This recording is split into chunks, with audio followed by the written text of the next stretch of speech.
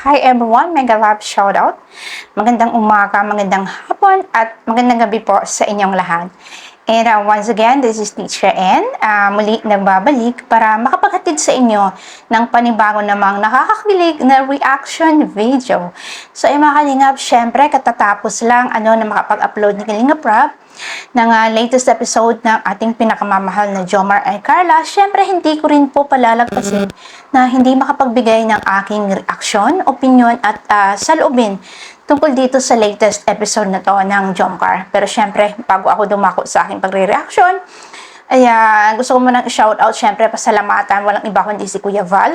Syempre, alam naman natin, na kahit namamayagpag na yung mga iba, still para sa akin si Kuya Val pa din ang number one. Kasi kung hindi dahil sa kanya, wala po tayo dito sa mundo ng YT world na kumbaga merong mga sumusuporta sa atin, may mga nakikilala tayong mga bagong mga kaibigan. It is because of Kuya Val.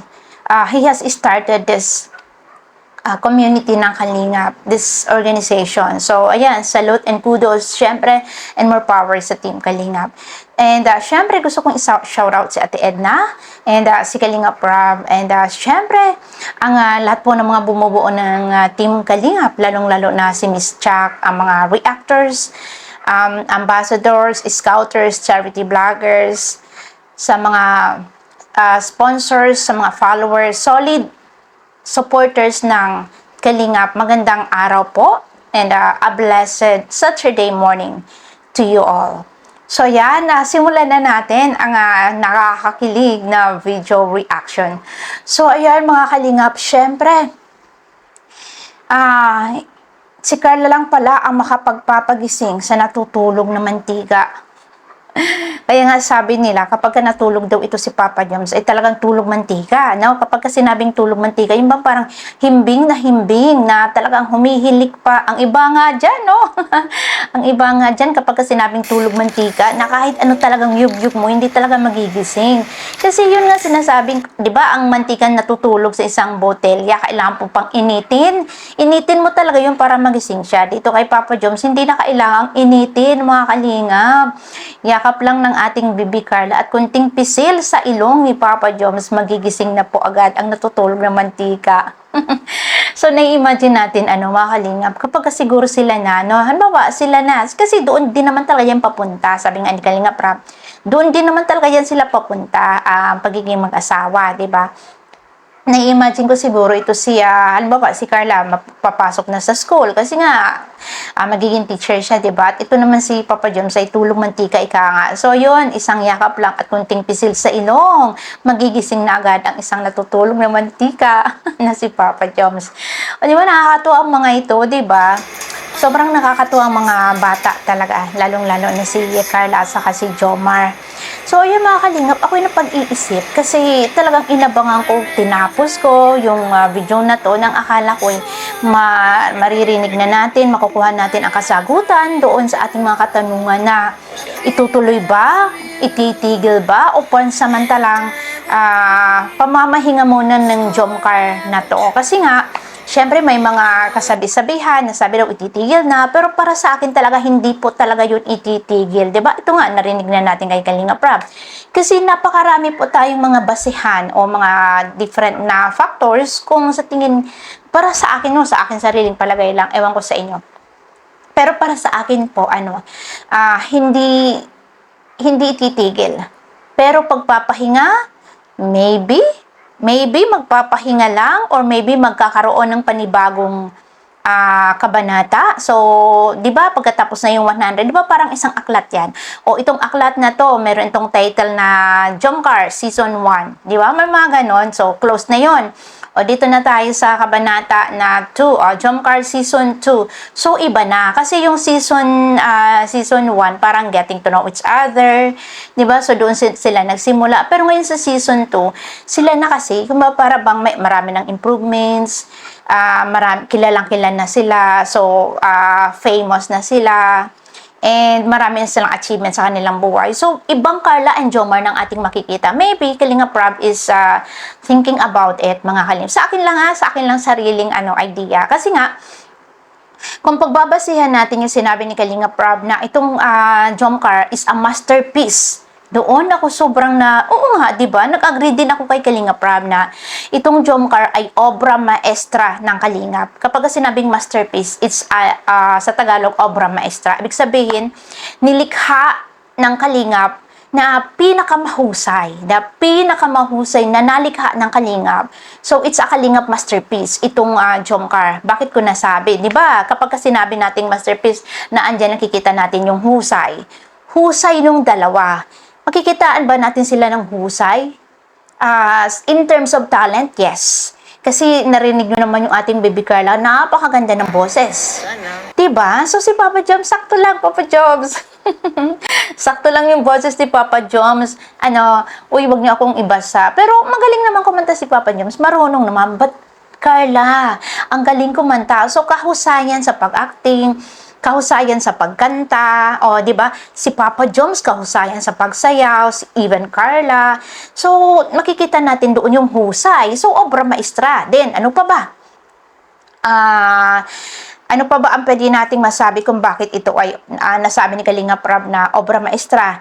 Ito ay gawa na itinuturing na pinaka. Na ano kasi yung pinaka di ba? Kaya nasabi ni Kalinga Prab na masterpiece. Pinakamahusay na love team na nalikha ng Kalingap. Kaya nga sabi ko, yes, Kalinga Prab, agree ako sa'yo na this is a masterpiece of Kalingap. Kasi ito na yung leading ngayon, di ba? So, yung naunang love team, kumbaga, wala na yon. So, ito yung sumunod, itong Jomcar, na talaga namang sinubaybayan ng napakarami, hinangaan sa husay nila in terms of talent, no, yung acting, singing, dancing, ando na. So in terms of on how to deal with the bashers, nakaya nila. So ibig sabihin mahusay silang magdala na kahit maraming mga nambabasa kanila, still they keep going. So husay, tatag na andon. Kaya masasabi natin masterpiece. And napakarami po na ngayon ang humahanga sa kanila, mga Kalingap. So, kung iyan ay obra maestra na nilikha ng Kalingap, tapos malaking bahagi, sabi ni Kalingap Rap, malaking bahagi itong Jomcar sa Kalingap, malaking bahagi, ayun na, obra maestra or masterpiece, malaking bahagi ng Jomcar dito sa Kalingap. So, parang malaking porsyento din itong Jomcar sa Team Kalingap. Kasi bakit ko nasasabi na nag-agree ako dito kay Kalingap Rap? Kasi syempre every time na sila ay bablog, magkakaroon sila ng mga episodes or videos na i-upload. 'Di ba umaani ito ng mga million views? So yung revenue nun malaki. So ang proceeds ng revenue na yun, masusustain lahat ng mga programa ng Team Kalingap, which is nakakatulong sa iba pang mga projects ni Kalingap Rap, even ni Kuya Val, kasi si Kalingap Rap nagsishare din yan siya kay Kuya Val. So yung advocacy ng Kalingap ay napapanatili dahil nasusustain yung needs dahil sa Jomcar din. So, a big part ng Jomcar ay talagang itutulong dito sa Kalingap. So, kaya ito yung essence ng love team. Hindi lang ito more on kilig. Kasi ito yung ito yung tinatamasa ng itong mga love team kasi, ito yung tinatangkilik ng masa. 'Di ba? Parang business lang din yan Kapag ka may business ka, kung ano yung demand, yun ang gagawin mo. Alangan, may business ka na, halimbawa, adobo, hindi mabili. Kasi medyo siguro nagsasawa na yung mga tao sa adobo. Gusto nila something different. So, siyempre, mag-iisip ka ng iba. So, kaya nga, mga YouTuber, kailangan, you have to be creative. Kaya itong si Kalinga Prab, nag-isip siya na ano kaya ang maging maganda na para mas lalong maging masaya ang mga viewers. Ito yung love team. Diba? So, parang, sige, love team, maraming love team ang binubuo. Kaya nga si Kalinga Prab, very creative. So, itong mga love teams na binuo niya, isa dito yung Jomcar na isa sa pinakamahusay na nalikha ng Kalingap, 'di ba? Masterpiece, obra maestra. Ay, grabe, sobrang nakakatuwa. So, ito yung tinatangkilik ng karamihan na majority ng mga followers ng Kalingap. So, kailangan ipagpatuloy talaga ito ni Kalingap Rab. Kasi yung kanyang advocacy as a charity vlogger, naipagpapatuloy yun. It is because of this love team na tinatangkilik ng maraming tao. Kasi halimbawa, sabi ng karamihan, ayaw namin ng more on mga ayaw naming manood or hindi naman siguro ibig sabihin ng ayaw. Kumbaga, konti lang ang nanonood o tumatangkilik sa mga videos uploaded ng mga charitable works. siguro mas talagang gustong-gusto nila tong love team na nakapagbibigay sa kanila ng aliw, 'di ba? So kailangan kung ano yung hiling ng masa, kung ano yung tinatanggap ng masa, Tapos tayo. pwede na tayong So kumain parang dito. ganun yung ginawa Kahit nila. yan, yung mga pizza na yan. So ito mga na nga Italian ang Jomcar, pizza. malaking bahagi, Grabe. masterpiece, malaking porsyento dito sa Kalingap. So kung ikaw si Kalingap Rob, ititigil mo ba? Yun ang sagot doon. Ititigil mo ba? Syempre hindi. O ito naman si Jomar, sabi ni Kalingap Jomar, sana hindi pa matigil ang Jomcar kasi marami, kumbaga, papasyal natin ang ating family, ang family mo, ang family ko din, mamamasyal tayo. So, kumbaga marami pang mga pangarap si Kalingap Jomar para sa kanilang dalawa ni Carla. Kung ikaw si Jomar, magsisay no ka ba na itigil ang Jomcar? Of course not. Kasi marami ka pang pangarap. Kung wala kang mga pinapangarap na ganun, wala kang nilulook forward na ganun, parang you are tired. And sabi nga ni Carla, bawal mapagod. Sayang ang oras. Ay, nako, baby Carla, love you talaga. Ang galing mo talaga mag-isip.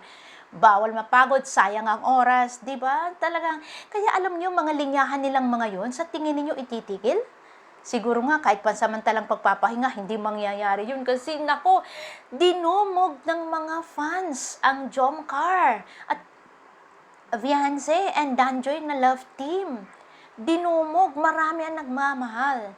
If you were Kalingap Jomar, will you end this love team? Of course not. Even, lalong-lalo na tong Jomcar na to. Hindi ito ititigil. Kaya, ako talaga, I'm really hoping and talagang expected ko na hindi ito ititigil. Kung pansamantala man na magpapahinga, maybe siguro, magpapahinga muna at habang nag-iisip ng mga bagong episodes, mga panibagong mga idea, siguro habang nagpaplano si Kalingap Rob, pansamantalang ititigil muna for the best. Oh, di ba?